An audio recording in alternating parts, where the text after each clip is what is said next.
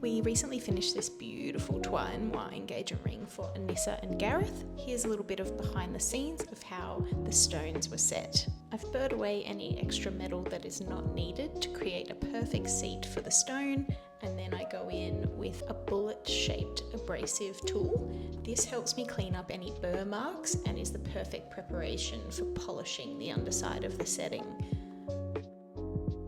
An important detail that is often missed by some jewelers is polishing the inside of the setting.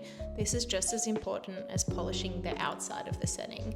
It helps the stone sparkle at its best, and it's also easier to clean.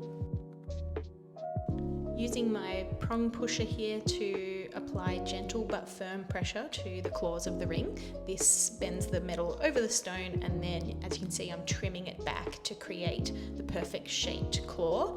This is a bit of a process because you have to make sure you do a little bit here, a little bit there, never just push one side and not the other. Sort of consistent pressure on all the claws to ensure that the setting is nice and durable, but also so the stone remains straight in the setting.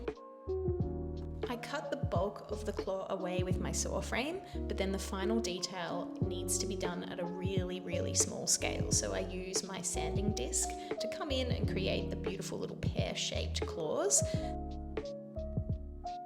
On to final polishing. This is always the most satisfying part of the job because all of your hard work you can see properly now, and the stones are nice and shiny. Everything comes to a perfect finish. It was my absolute pleasure designing and creating such a sentimental engagement ring for these guys.